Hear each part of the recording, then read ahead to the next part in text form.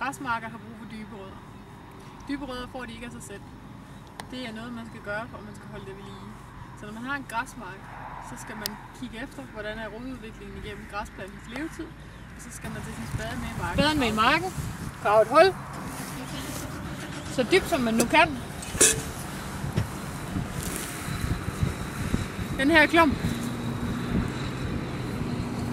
er relativt øverlig etableret. Vi har nogle vandrette linjer, som viser, at jorden den er pakket. Det er ret let jord her, men på trods af det kan jeg kun få spaden halvt i. Når vi så ved, at græsplanter de kan få rødder i op til 1 meter, hvis det er det, der skal til, så er der plads til forbedring. Her er vi på en mark, hvor der for 3-4 uger siden er kørt en græsmarkslufter.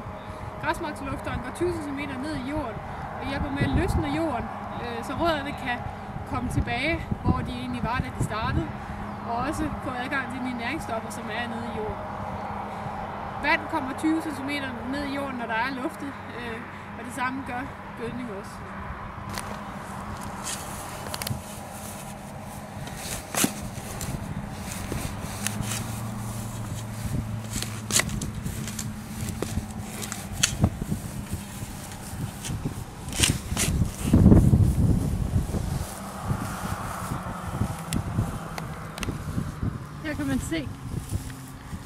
Her kan man se, hvor lufteren har kørt. Lige præcis det skær, som lufteren har lavet. Ret hurtigt efter lufteren har kørt, så begynder planterne at fylde ud med rødder, hvor der er luft, og man får gang i omsætningen. Man kan også se her, at jorden er tør i den øverste del, men bliver fugtigere jo længere man kommer ned i jordprofilen.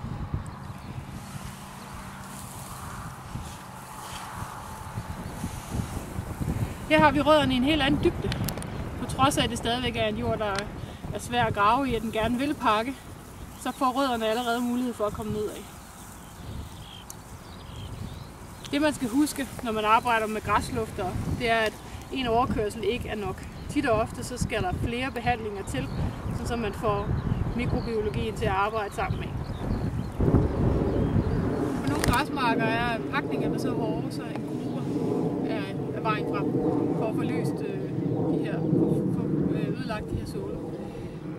Her har vi en græsmark, der er godt pakket.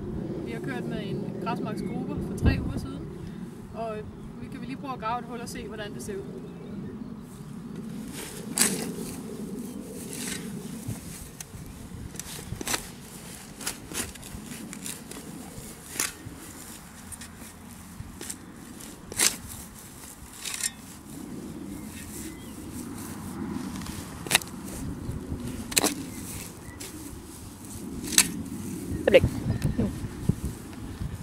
Græsmarksgruberen den går ned i 45 cm dybde, hvis man vil have det.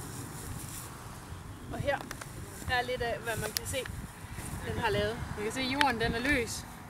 Der er masser af nye rødder, som søger ned i gangen.